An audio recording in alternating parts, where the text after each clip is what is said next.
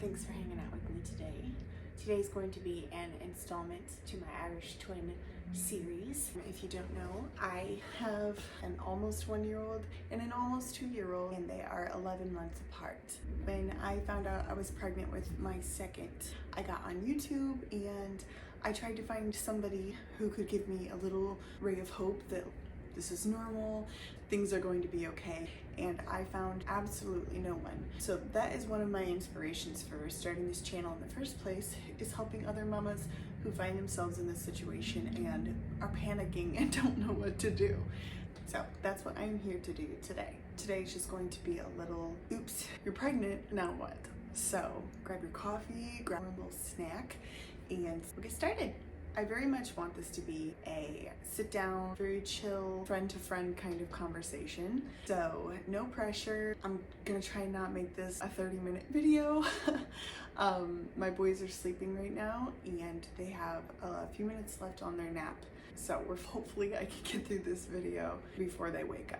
So a little bit of my story is I had my oldest son in the summer of 2020 and I got postpartum depression very quickly after he was born. I would say a few days in and I was in the depths of despair. Postpartum depression is not talked about enough, and I did a lot of research trying to figure out what I could do to offset what was happening to me, and pretty much all I found was I needed to go on medication and I needed to see a therapist, which helped a little bit, but not all that much. I know postpartum depression is because of a hormonal imbalance, but it also had a lot to do with my mental state during my pregnancy and after. I had a very difficult pregnancy the first time around, and after that I did not want another baby for a very long time. I fully intended on our oldest being in school before I would even think about having another baby. Once my oldest was born, we had decided to do natural family planning,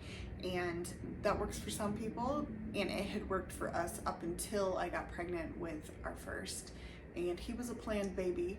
So I had figured we'd just continue that afterwards. But with my depression and with having a newborn and everything, I was not nearly as on top of things as I should have been.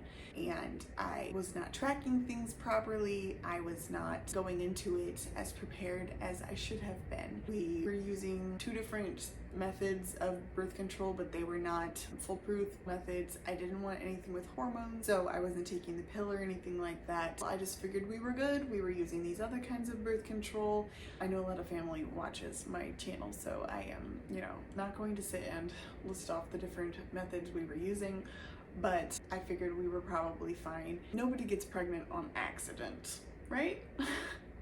Wrong. My son was 2.5 months old. I was deep in this horrible depression. We had just moved. He was about a month and a half old and we moved, which doesn't sound like a lot, but when you're in that mental state and you have a newborn, it's a lot. So we were just starting to settle into our new home and I started to feel a little off. I wasn't nauseous or anything, but I was consistently beyond exhausted. I could barely sit through a pumping session in the middle of the night. I would pump twice in the middle of the night and I could barely do it. I remember at one point I was sitting on the edge of our bed pumping in the middle of the night, and all of a sudden I was on the floor because I fell asleep and I fell off the bed. So it was a struggle to say the least. I was drinking some insane amount of coffee every day to combat the exhaustion, and nothing was helping. And I didn't have that symptom the first time around because I was just so sick that I don't think I even noticed the exhaustion that much. So this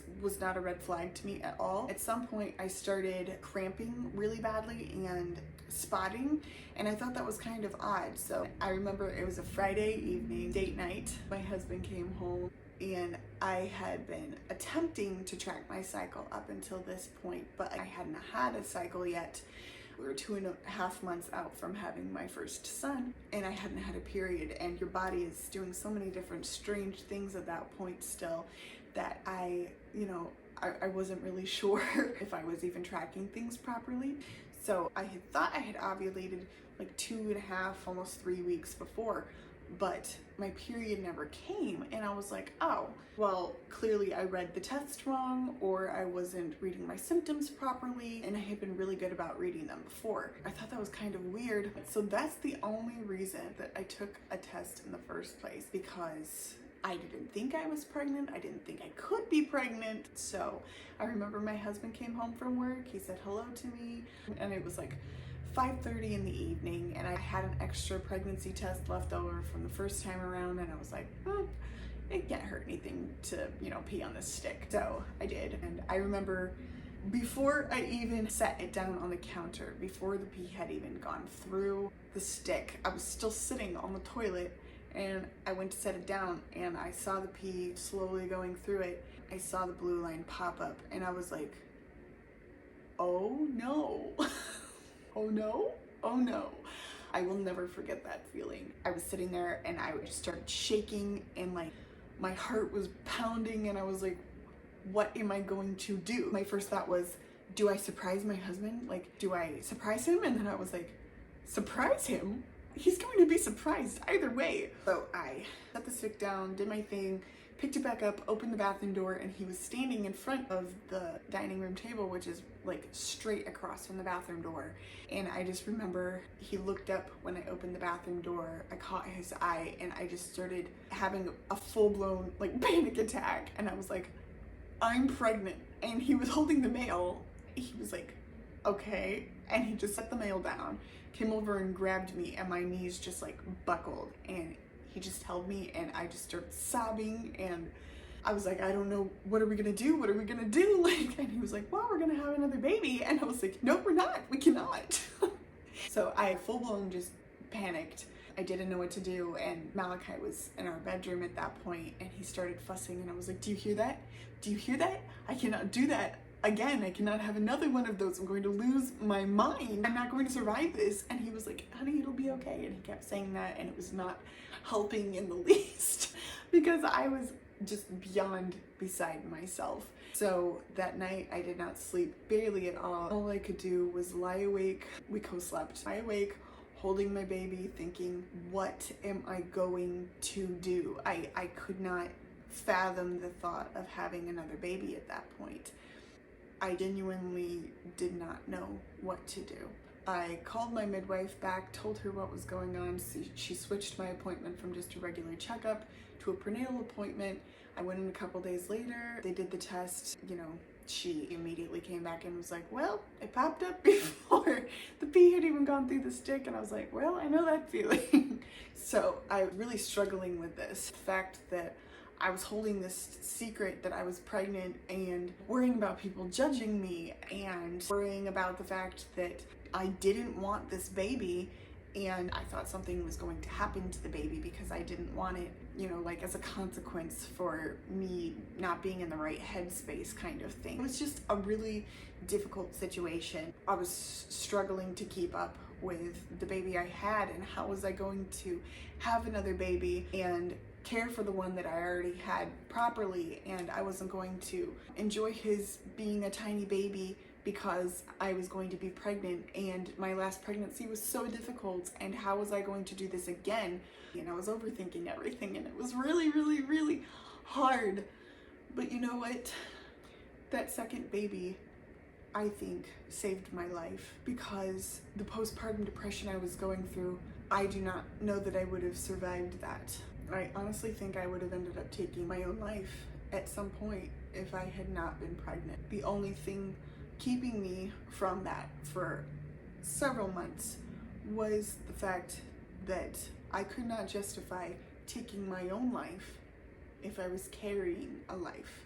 And I call him my Band-Aid baby because he fixed so many things in me. I don't even know how to describe it, but my hormonal imbalance shifted a little bit. I was able to have a little more clarity. I was able to soak in every tiny baby moment that I had with my eldest. I could barely function before, and now I had another reason to keep going and to face my struggles head on. And I'm not going to sit here and tell you that those two pink lines are not the most terrifying things you have ever seen in your life. But if you are expecting an Irish twin, don't fret. It'll be okay, because I survived it. And I survived it with the deepest depression and the greatest fears and the most horrible mental space, and not thinking I would be able to continue on. But you know what? My entire perspective changed. This was my baby. This was a product of our love. This was a sibling for my oldest. This was so much that I had to be grateful for. I'm not saying that will be that way for you, but let me just encourage you. Life will go on. You can do this. You are strong. You are capable. And with the baby you already have, just love that baby. Just soak up every second with him or her, because once your second gets here, your first is going to look huge. They're not going to look like your little baby anymore, even though they are your little baby still. They're not going to look like it. So just soak in every snuggle and every cuddle that you get from them. Once your second gets here, you will have twice as many snuggles and twice as many cuddles, but they're going to look huge. Just take my word for it. Irish twins are hard.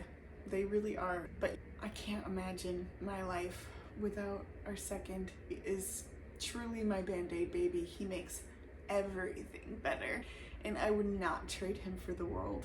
I remember my first moment of panic after Emmerich was born. I walked into our kitchen and Malachi was crying, so I put down the baby in his little swing and I picked up Malachi, and Emmerich started crying, and I went to pick him up as well, and I was like, oh no, like, how am I supposed to do this?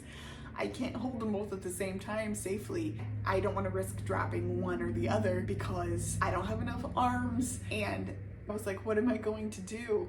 And so I remember I held Malachi really close, and I sat on the floor next to Emmerich, and I pulled him close to me without picking him up. And I just sat there, and I was able to snuggle both of them, and they were both able to get plenty of comfort and love. And I remember thinking, this is gonna be really, really, really hard. What am I gonna do?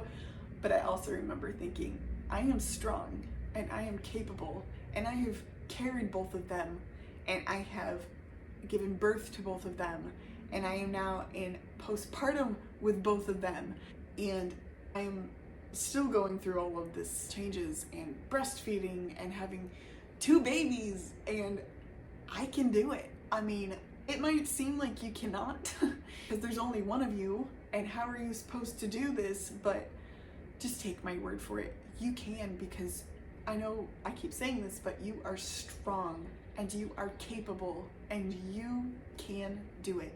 You will get through it. Those first few months are so hard, but you can do it. So let me give you a couple pointers on what really helped me get through those first few months. First of all, get help. When people offer to come over and help you, take them up on it. They're offering for a reason. They genuinely care about you, and they genuinely want to help. I remember feeling so guilty because people were offering to come help me, and I had so much to do, but I felt guilty allowing people to come and help me. You know what? People care. People love you. People really do want to help. So what I did when Emmerich was born was I had some family come over and hold the baby for me so I could do dishes and clean my house. But you know what? If I had to do it all over again, that would not at all be how I approached it. I missed a lot of that bonding and snuggle time with my baby because I was having them hold them so that I could clean things. If someone offers to come over and help you, take them up on it and have them do your dishes. Have them mop your floors, have them do your laundry, have them bring you meals. They are offering because they want to help. So take them up on it. Don't feel guilty. You have just gone through months and months of carrying babies and caring for babies, and then carrying babies again and breastfeeding and all of these very difficult things. Don't feel guilty. You deserve that break. Let them help. Let them do things for you. You will not regret letting someone come and help you. Second, sleep when they sleep. I know there's like a really funny thing going around right now that says, sleep when the baby sleeps. Do laundry when the baby does laundry. Do dishes when the baby does the dishes. But like genuinely, when you have two babies like this and they're taking a nap, your sink might be completely filled with dishes. The laundry might be piling up. But you know what? If it's gonna stress you out a lot, grab all your dirty laundry, throw it in the washing machine, press start, and go take a nap, because you are going to need the sleep, trust me. Being awake with two babies in the middle of the night at two different sleep regressions, two different schedules, it is rough, especially if you're breastfeeding. Take the time to take a nap. Your body is trying to heal. You are trying to care for two humans. You are trying to sustain them with your body still. Take that time to rest. Don't feel guilty about it. Don't worry about the absolute disaster that your house is, because all that stuff will still be there tomorrow. Your mental health and your physical health and the health of your children depend on you. Your husband can care for himself for a couple months. He helped get you into this situation. He's a big boy. Yes, he needs you, but right now your babies need you more. So just ask him to be patient and then do what you need to do, and don't feel guilty about it for 1 second. Third, get into a routine as soon as possible. I know it can be difficult to really be in a routine with babies this small, but your first is small enough still that it is physically possible to get them onto the same schedule, especially after that first few weeks of adjusting to having a newborn, and your newborn adjusting to be in the house, and the baby adjusting to having a sibling. It is so easy to literally just cram them into the same schedule. It can be very difficult in those first few months, but it's possible. So if you can, try as soon as possible to get them on the same schedule, because if you can get them on the same napping schedule, then you can nap. If you can get them onto the same bedtime, then you can have a couple minutes in the evening to yourself where you can do those dishes, you can do that laundry, you can meal prep, you can do whatever you want. You can sit and veg out in front of the television for 10 minutes. If you have them on the same schedule, life will just be smoother, I promise. The fourth thing, don't stress about certain things. They're going to cry at the same time. They're going to both have blowouts at the same time. There's going to be poop everywhere. Just take my word for it. They're going to really struggle with certain things at the same time. They're going to have teething problems. They're both going to go through sleep regressions. It's okay. It's just life. It's going to happen. If you have two babies, you're going to have two different sets of problems. But you know what? That's okay, because you are strong and you are capable and you can do this. So those moments where they're both crying, I literally sink into myself, go to a completely different place. I put earbuds in and I listen to a podcast, or I turn music on, or I turn on my Bible app and I listen to scripture. I literally ignore them. If they're not crying for a specific reason, like if they're both sick or something, that I understand. But babies cry. Babies have emotions that they don't know what to do with. And sometimes they just need to cry, and that's okay. You don't also have to be crying at the same time. You can just take a mental break for yourself. Babies are resilient. You can put them in their swing while they're crying. Sometimes you just need to take a minute for yourself. So if you need to put one in one crib, one in the bassinet, and just go outside for 15 minutes and chill because they're just losing their minds for absolutely no reason, do that. At some point, I realized, you know what? They're going to cry for no reason, and they're going to cry for no reason at the same time. So I just laugh. It sounds really bizarre, but I just laugh. For this to be my life, and for this to be so unplanned, and for this to be happening, you have to find the humor in it sometimes. So if they're just losing their minds, I just take a step back and think, wow. And I just laugh, and it helps my mental state so much. Don't fret. They will cry at the same time, but do what you need to do in that moment. The fifth and final thing from me is going to be, don't feel guilty. Mom guilt and dad guilt is a very real thing. If you're a parent, you know all about this. There have been so many things that I think I could have done this better, I could have done that better, but you know what? if you beat yourself up for stuff, you will never stop beating yourself up for stuff. When something happens with your kid, you gotta just roll with the punches. There's just 1,000,000 things that you can latch on to every day and think to yourself, I could have done this or that better. But what you need to take a step back and think is, are they fed and are they cared for?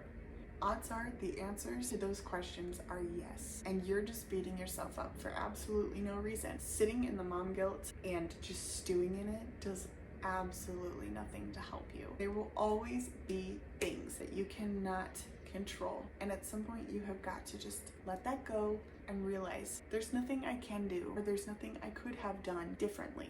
And even if I could have done that thing differently, I didn't.